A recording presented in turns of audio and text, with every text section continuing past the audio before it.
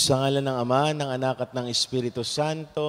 Amen. Sumainyo ang Panginoon. At sumaiyo rin. Mga kapatid, aminin natin ang ating mga kasalanan upang tayo'y maging marapat na gumanap sa banal na pagdiriw.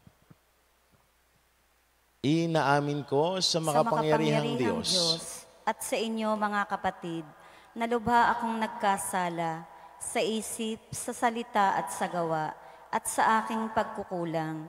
Kaya isinasamo ko sa mahal na Birheng Maria, sa lahat ng mga anghel at mga banal, at sa inyo mga kapatid, na ako'y ipanalangin sa Panginoong ating Diyos. Kaawaan tayo ng makapangyarihang Diyos. Patawarin tayo sa ating mga kasalanan at patnubayan tayo sa buhay na walang hanggan. Amen. Panginoon, kaawaan mo kami. Panginoon, kaawaan mo kami. Kristo, kaawaan mo kami. Kristo, kaawaan mo kami. Panginoon, kaawaan mo kami. Panginoon, kaawaan mo kami. Manalangin po tayo.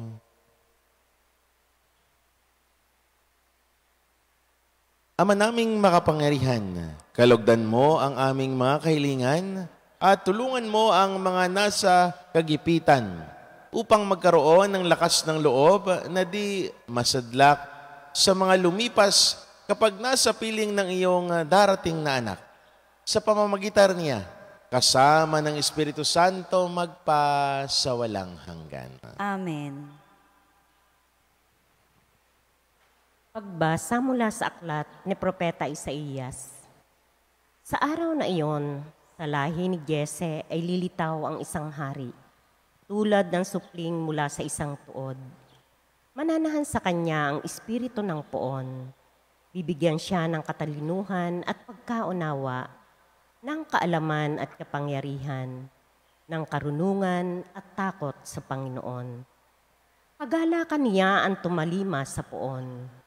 Hindi siya hahatol ayon sa nakikita o batay sa narinig sa iba. Bibigyan niya ng katarungan ang mga dukha. Ipagtatanggol ang karapatan ng mga kawawa.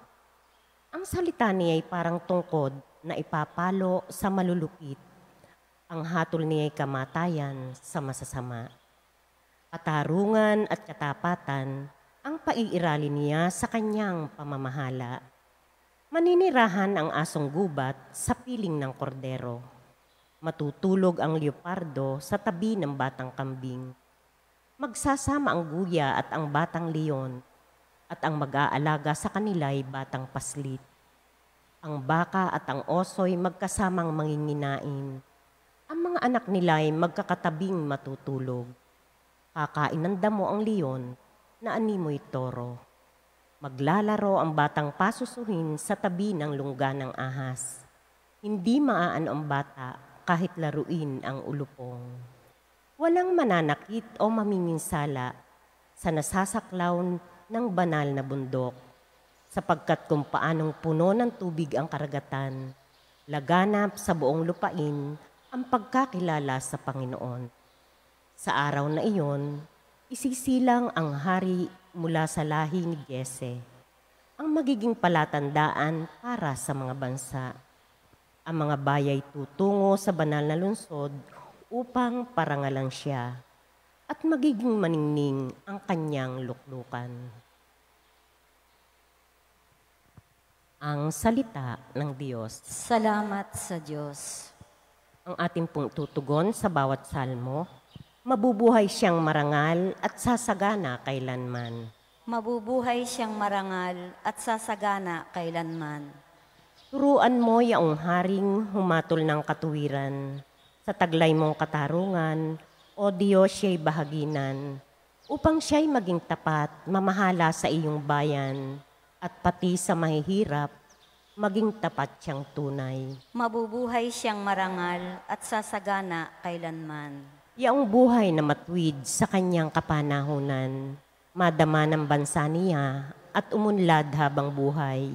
Yaong kanyang kaharian ay palawak ng palawak, mula sa ilog Euphrates sa daigdig ay kakalat. Mabubuhay siyang marangal at sasagana kailanman. Kanya namang ililigtas ang sinumang tumatawag, lalo yaong nalimot ng mga taong mahihirap. Sa ganitong mga tao'y siya'y lubhang nahahabag sa kanilang tumutulong upang sila ay maligtas. Mabubuhay siyang marangal at sasagana kailanman. Nawaya ang kanyang ngalan ay huwag nang maliputan. Manatiling laging bantog na katulad nitong araw. Nawa siya ay purihin ng lahat ng mga bansa. At sa Diyos silang lahat dumalangin. Hari nawa pagpalain kaming lahat tulad niyang pinagpala. Mabubuhay siyang marangal at sasagana kailanman.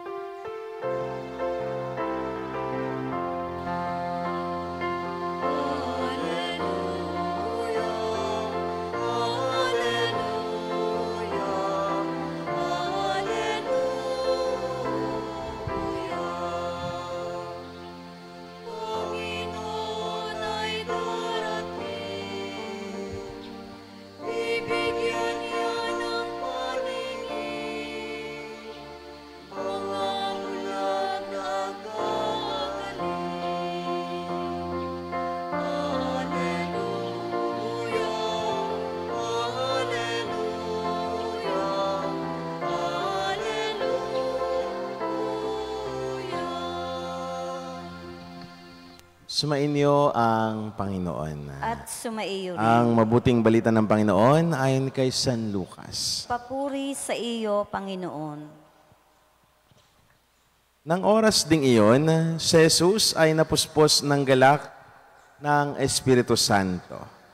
At sinabi niya, "Pinasalamatan kita, Ama, Panginoon ng langit at lupa, sapagkat inilihim mo sa marurunong at pantas ang mga bagay na ito, at inihayag mo sa mga taong ang kaloob ay tulad ng sa bata. Oo, Ama, sapagkat gayon ang ikinalulugod ko sa iyo. Ibinigay sa akin ng aking Ama ang lahat ng bagay. Walang nakakilala sa anak, kundi ang Ama. At walang nakakilala sa Ama, kundi ang anak, na yaong marapating pahayagan ng anak." Humarap si Jesus sa mga alagad at sinabi na di narinig ng iba, "Mapalad kayo, sapagkat nakita ninyo ang inyong nakikita ngayon. Sinasabi ko sa inyo, maraming propeta at mga hari ang nagnasang makita ang mga iyon nakikita, ngunit hindi nila nakikita. Hinangad din nilang mapakinggan ang inyong naririnig, ngunit hindi nila napakinggan." Ang mabuting balita ng Panginoon. Pinupuri ka namin, Panginoong Hesukristo. Magandang umaga po sa inyong lahat. At sa mga patuloy na nakikisa sa atin sa ating Facebook Live, sa kanilang tahanan, sa mga kapilya na sakop ng ating parokya, at sa ibang dako ng bansa, magandang umaga din po. Sa araw pong ito, kahit sa ating mga pagbasa, sa unang pagbasa at sa ating mabuting balita, sentro-sentro ho ang tema ng pagiging isang may galak. Si Jesus, sinabi sa ating mabuting balita, si Jesus ay napuspos ng galak ng Espiritu Santo, at sinabi niyang, "Pinasasalamatan kita, Ama." Katulad ng pagpapasalamat ni Jesus sa ating unang pagbasa, naroon na iyong galak. Ang naging bunga ng tuwa ay pasasalamat. Tigat ganun din ho tayo sa ating buhay. Kapag tayo ay labis na nasiyahan, labis ang tuwa, ano ba ang nagiging bunga? Tayo lagi ay nagpapasalamat. Ang kagalakan ni Jesus ang nag-udyok sa kanya upang masambit ang katagang pasasalamat. Sapagkat damang-dama ni Jesus na hindi siya pinababayaan ng kanyang Ama. Damang-dama ni Jesus na kahit anong mangyari, naroon ng Ama, gumagabay sa Kanya. Kaya ang pagkapit ni Jesus sa Ama ay ganun na lang. sapagkat alam ni Jesus sa Ama ay alam ni Jesus na magiging maligaya at magkakaroon siya ng galak at mararanasan niya kapag nasa piling siya ng Ama. Mga kapatid, ang pagpapasalamat sa ating mga buhay ay pagpapakita ng pananampalataya sa Diyos. Kailangan dito ang pagtitiwala natin sa Diyos at pag-asa sa mga bagay na maaring hindi natin nakikita, ngunit totoo. Sa pagiging mapagpasalamat, tinutularan natin ang halimbawa ng ating mahal na tagapagligtas na nagsabing, huwag mangyari ang aking kalooban, kundi ang iyo. Mga kapatid, tunay nga, kahit si Jesus, anak ng Diyos, siya mismo sa kanyang galak ay nasambit ang pasasalamat. Ang taos-pusong pasasalamat ay pagpapakita ng pag-asa at patotoo. Ito ang pagkilala na hindi natin palaging naunawaan ang mga pagsubok sa buhay, ngunit nagtitiwalang mauunawaan din balang araw. Anuman ang kalagayan, ang diwa ng pagpapasalamat natin ay nag-iibayo. Dahil sa marami at sagradong mga katotohanan na alam natin na binigyan ng ating Ama ang kanyang mga anak ng dakilang plano ng kaligayahan na sa pamamagitan ng pagbabayad sala ng kanyang bugtong na anak na si Jesucristo, tayong lahat, gusto ni Jesus, gusto ng Diyos Ama, ay makapiling niya magpakailanman. Na sa huli, tayo ay magkakaroon ng maluwalhati, perpekto at immortal na katawan, wala ng karamdaman o kapansanan. At ang ating mga luha ng kalungkutan at kawalan ay mapapalitan ng malalaking kaligayahan at kagalakan. Takal na mabuti, siksik, liglig at umaapaw ang ibabalik sa atin ng Diyos kapag lagi tayong nagagalak, kapag lagi tayong nagpapasalamat sa Kanya. Mga kapatid, ang mga halimbawa na ginawa ni Jesus sa pagpapasalamat niya sa kanyang Ama, ay ganun din sana ang ating matularan. Kahit ano paman ang pinagdaraanan natin sa buhay, kahit ano paman ang dagok na ating hinaharap, sana makita pa rin natin na ang Diyos kailanman hindi tumitigil, hindi nagpapabaya. Hindi tayo hinahayaan na lamang malugmok. Na ang Diyos Ama ay lagi tayong kinakalinga. Ang Diyos Ama, lagi tayong binabangon kapag tayo ay nadadapa. Ang Diyos Ama, laging ipinapakita sa atin sa gitna ng kadiliman sa buhay, ipinapakita pa rin sa atin ang liwanag. Ang liwanag na makakamtan natin kapag tayo ay nakatuon sa Kanya. Yan, mga kapatid, ang mararanasan natin kapag lagi tayong nagpapasalamat sa Diyos. Nagkakaroon tayo ng galak. Nagiging maligaya tayo sapagkat hindi pinababayaan ng Diyos ang Kanyang mga anak na laging naniniklod, na laging lumalapit at dumudulog sa Kanya. Mga kapatid, sa panahon na tayo ay, ngayong panahon na ito na tayo naghahanda sa pagdating ni Jesus, nawa sana din tayo ay mapuspos ng galak.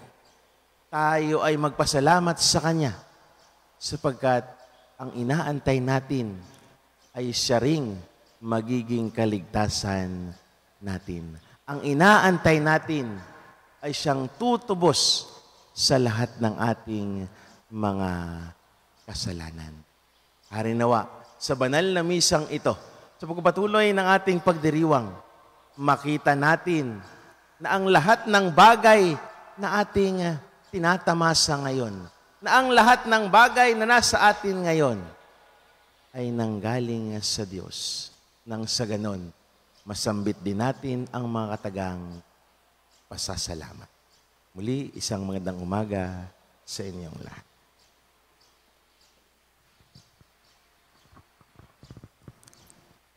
Inihahayag ng Ama ang mga hiwaga ng kaharian sa mga maliliit. Manalangin tayo sa ating Diyos na nagpapahayag ng pag-ibig sa mga maliliit at mahihina. Ilapit natin ng may pagtitiwala sa mapagmahal na mapagkalinga ng ating Ama sa langit ang lahat ng ating mga pangangailangan. Panginoon, dinggin mo ang aming panalangin. Panginoon, dinggin mo ang aming panalangin.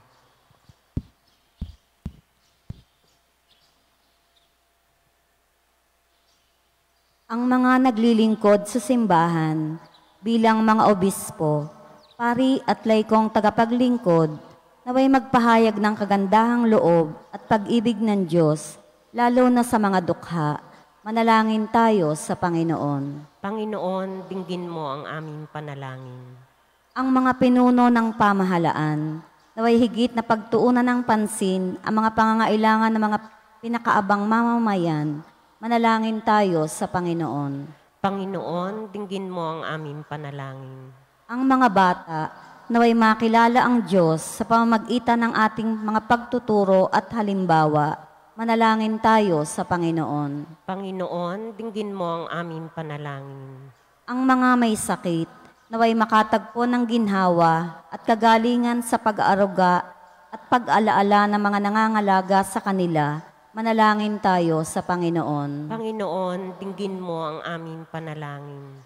Ang mga namayapa na ay makaranas nawa ng walang hanggang katapusang kaligayahan sa kaharian ng Diyos. Manalangin tayo sa Panginoon. Panginoon, dinggin mo ang aming panalangin.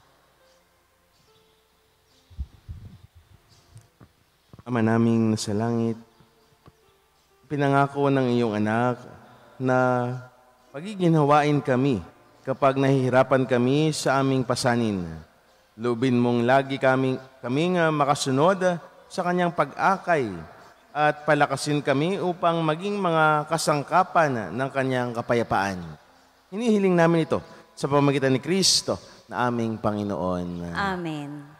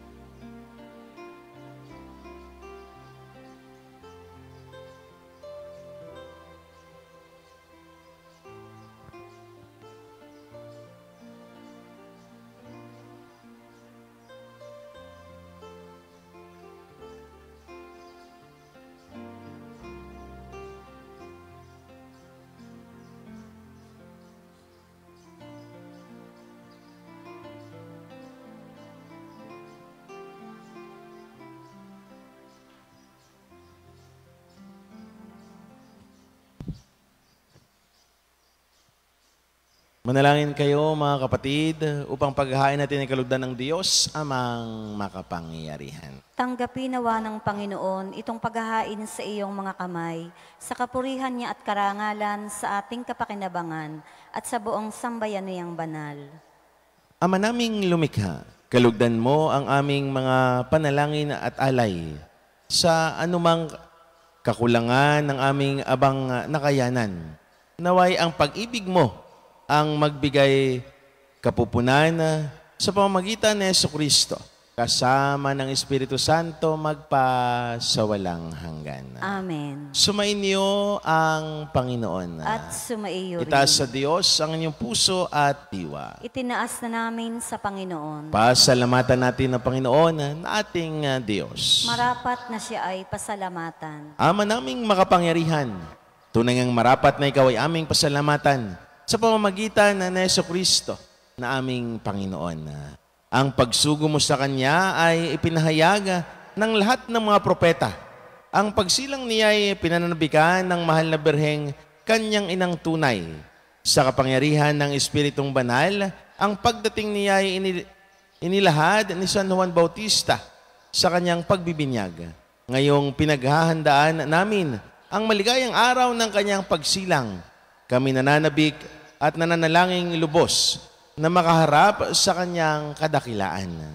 Kaya kaysa ng mga anghel na nagsisiawit ng papuri sa iyo, nang walang humpay sa kalangitan, kami nagbubunyi sa iyong kadakilaan.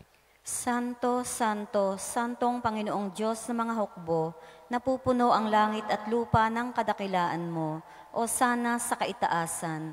Pinagpala ang naparirito sa ngalan ng Panginoon, o sana sa kaitaasan.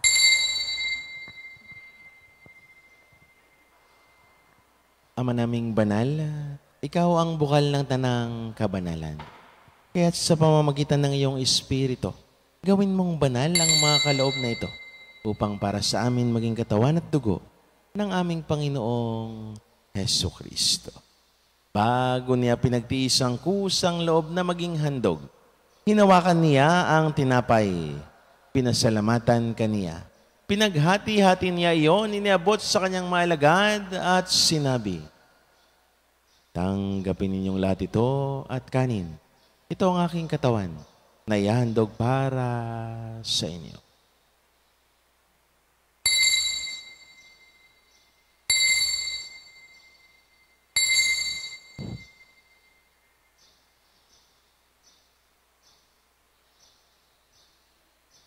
Gayun din naman, nung matapos ang hapunan, hinawakan niya ang kalis.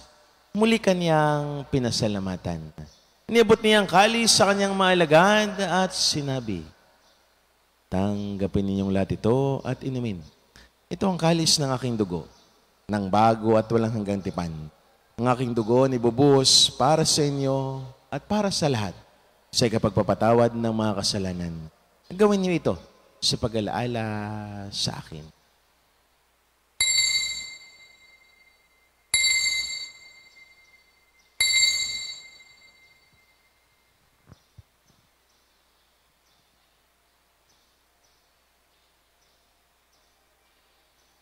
Ipagbunyi natin ang misteryo ng pananampalataya. Si Kristo'y namatay, si Kristo'y nabuhay, si Kristo'y babalik sa wakas ng panahon. Ama, ginagawa namin ngayon ang pag-alaala sa pagkamatay at muling pagkabuhay ng iyong anak. Kaya't iniaalay namin sa iyo ang tinapay na nagbibigay buhay at ang kalis na nagkakaloob ng kaligtasan. Kami nagpapasalamat dahil kami yung minarapat at tumayo sa harap mo para maglingkod sa iyo. Isinasamo namin kami magsalo-salo sa katawan at dugo ni Kristo ay mabuklod sa pagkakaisa sa pamamagitan ng Espiritu Santo. Ama, lingapin mo yung simbahang laganap sa buong daigdig.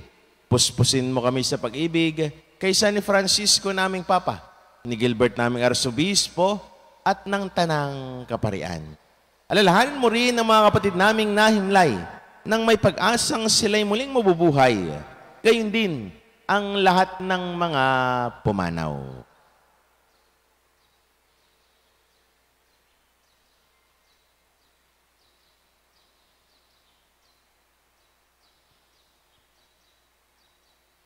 Kaawaan mo sila at patuloyin sa iyong kaliwanagan. Kaawaan mo at pangindapatin kaming lahat na makasalo sa iyong buhay na walang wakas. Kaysa ng mahal na Birheng Maria, na ina ng Diyos, kaysa ni Pong San Jose, kaysa ng mga apostol at ng lahat ng mga banal, ni San Jose Marelo, na namuhay dito sa digdig ng kalugod-lugod sa iyo. May pagdiwang nawa namin na pupupuri sa ikararangal mo sa pamamagitan ng iyong anak na aming Panginoong Jesucristo.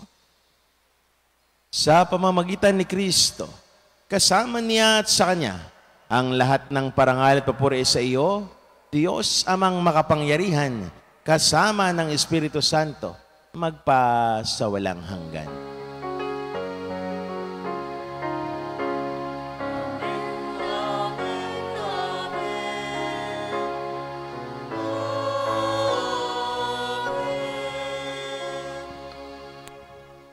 Sa tagubilin ng mga nakagiling na utos at turo ni Jesus, na Panginoon natin at Diyos, ipahayag natin ng lakas loob. Ama namin, sumasalangit ka, sambahin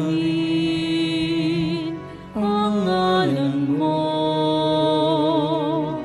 mapasa amin ang kaharian mo, sundin ang loob mo dito sa lupa para nang sa langit. Bigyan mo kami ngayon ng aming kakanin sa araw-araw. At patawarin mo kami sa aming mga sala para ng pagpapatawad namin sa nagkakasala sa amin. At huwag mo kaming ipahintulot sa tukso, at iadya mo kami sa lahat ng masama.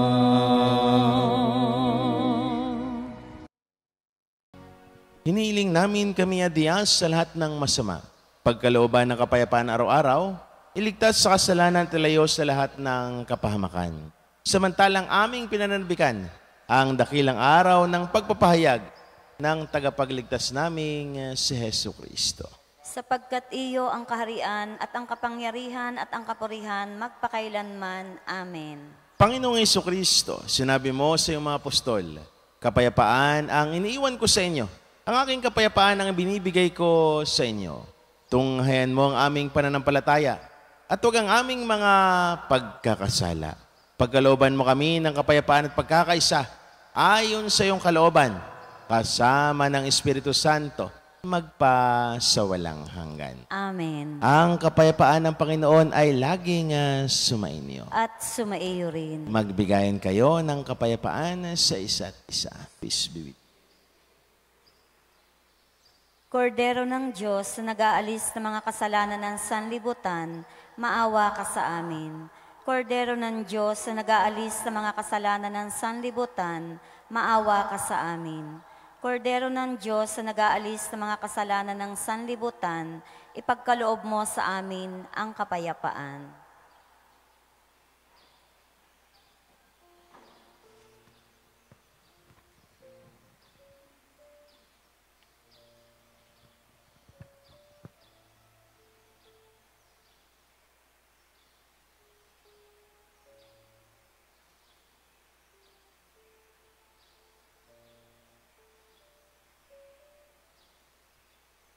Mga kapatid, ito ang kordero ng Diyos. Ito ang nag-aalis ng mga kasalanan sa sanlibutan. Mapapalad ang manyayahan sa kanyang piging.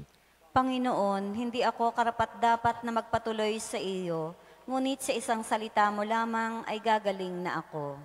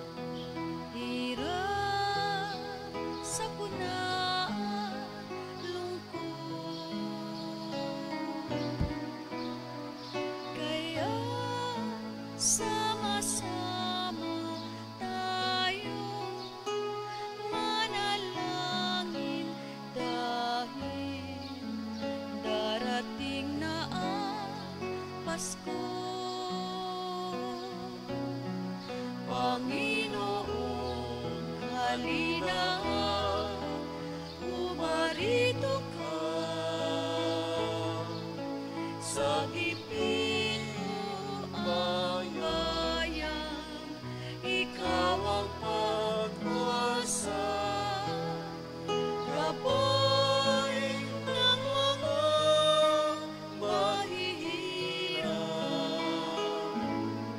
Panginoon, iligtas mo ang iyong bayan. Di ba't ko'y saya ng Pasko? Kung bawat pamilya ay buo, kaya idalangin natin ang bawat tahanan bago sumapit ang Pasko. Panginoon, halina at pumarito ka. Sagipin mo ang bayan, ikaw ang pag-asa, gabay ng mga mahihirap. Panginoon, iligtas mo ang iyong bayan. O kay kulong nanganang mundo, hirap, sakuna, lungkot. Kaya sama-sama tayo manalangin dahil darating na ang Pasko. Panginoon, halina at pumarito ka. Sagipin mo ang bayan, ikaw ang pag-asa, gabay ng mga mahihirap.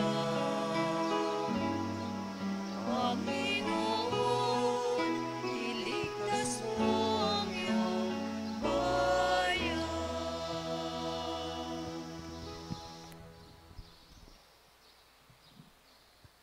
Manalangin tayo.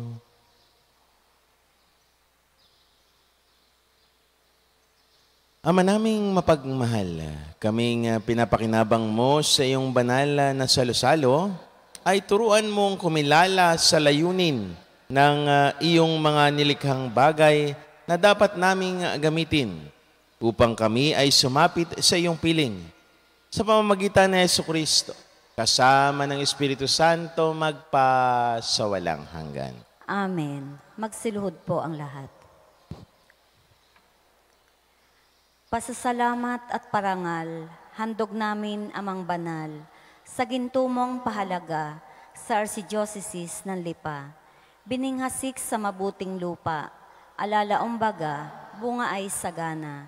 Batanggenyo man, may pusong dumamay, agad at may kusa tuwing kagipitan. Saknungan at bayanihan, karanasan namit buhay. Pamanapot aming yaman, kaloob nyo o may kapal. Opo pa rin, Panginoon, walang yabang naming tugon, sa iyong yakag at paghamon, sa pagsampalataya ay yumabong. Berhenang Kaysasay, o Poong San Jose, ipanalangin niyo kami. Sumainyo ang Panginoon. At sumaiyo rin. At pagpalain kayo ng mawain, mapagmahal at makapangyarihang Diyos. Sa ngalan ng Ama, ng Anak at ng Espiritu Santo. Amen. Ang banal na misa ay naialay na. Pumahay kayong taglayang kapayapaan at pag-ibig ng Diyos. Salamat sa Diyos.